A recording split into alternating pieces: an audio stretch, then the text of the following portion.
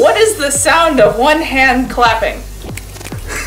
Hi, my name is Jack Mercer, and I play the captain on Into the Void, the channel that you are watching this on right now. It's got a little mini science fiction series. It's kind of classic. It's kind of obviously cheaply made, but you know, I think that adds character. Or at least I tell myself that at night while I cry myself to sleep. Roll the intro.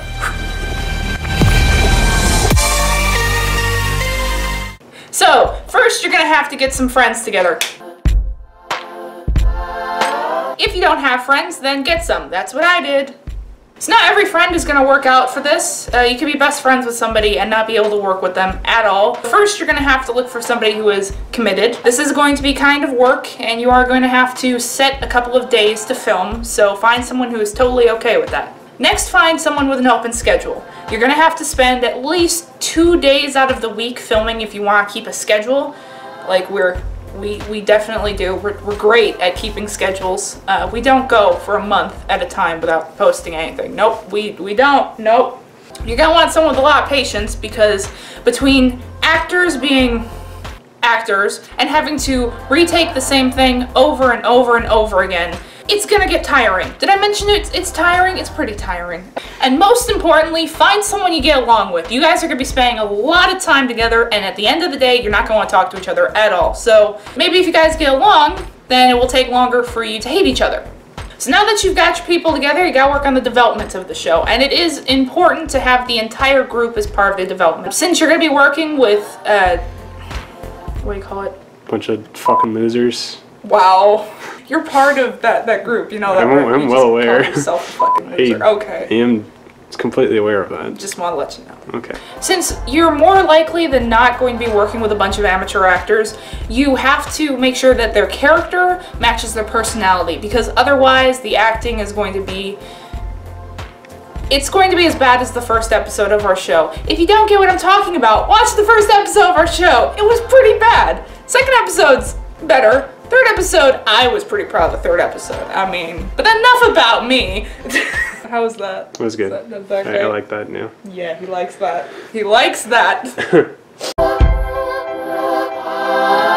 You're definitely going to want to come up with a rough outline. You don't have to have every episode down point by point, but at least have about a season's worth of information. Know what happens first episode, second episode, maybe make a list of bullet points, say like, first episode, these people meet, and you find out a little bit about this character, and then second episode, these new characters come in, and so forth and so forth. And then just kind of figure it out from there. That's what we did, and that seems to be working great.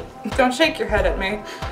I see you. Now you're gonna need material. Now, as far as cameras go, you're probably gonna spend most of your money on that. I spent about $100 on each camera. I have an older model than the one you're looking at me at right now. This one is the Vixia HFR 500, and that one is the Vixia HFR 62. They're very good. They work good in any kind of lighting. This one picks up less sound than its newer counterpart, but good start. It's good to have at least 2 camcorders. However, 3 is like top notch. I'm saving up for a third. And after you get your cameras, you're gonna need to get a set in a studio. Now, your studio could be anything from an actual place you built to be a studio, like we are in right now, or it could be your living room. It doesn't matter. As long as your group has somewhere to meet up and talk about what they need to do for whatever project you're working on, then set that as your studio. As far as the set goes, your set could be anything depending on what you're making. For instance, our show, we have a ship that we built.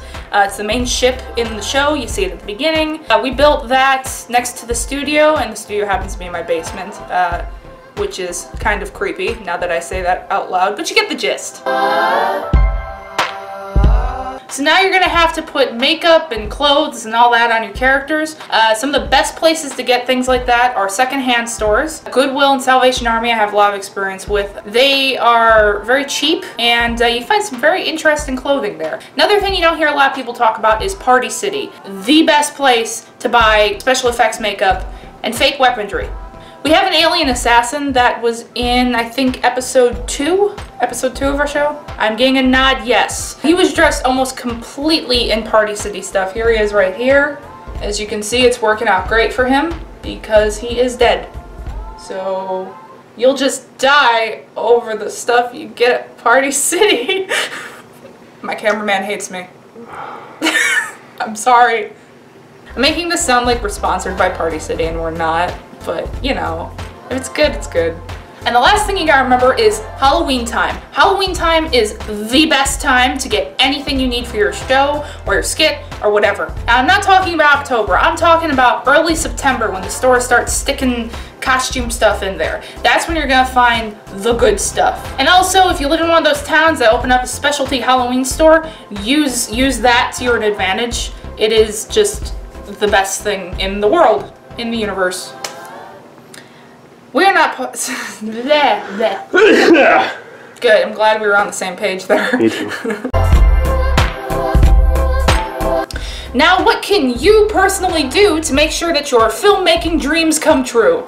That rhymed. I did not mean it to, but go with it. First of all, you're gonna have to commit. And I know that any form of art or anything is hard to do on a day-to-day basis, but you gotta overcome it. I mean, some of the world's best artists have had to go through days of not wanting to do crap, and they still did, because it's important. Something that goes along with that is overcoming laziness. I know you can look at something, say maybe you wrote a script and you're like, oh, this script looks great, but I don't want to do it. Or maybe you have an idea in your head and you don't want to write it down because it's going to take way too much time, and you rather just sit there and watch movies or play video games or something.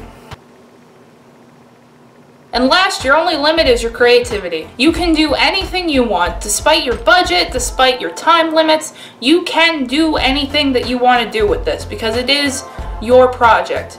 It can start from anywhere you want and stop from wherever you want. There's a lot of filmmakers out there nowadays who rely on special effects and high amounts of money, and honestly, you don't need that to make something good. You just need to take the time to make good, well-rounded characters and put some care into your work. In conclusion, never stop expanding, never stop learning, and watch my show, because this whole thing has just been a promotion for my show. I don't actually care about what you do. So make sure to not subscribe, and make sure to just completely forget about my face and everything that you've seen here today, and you will go far. Okay, bye.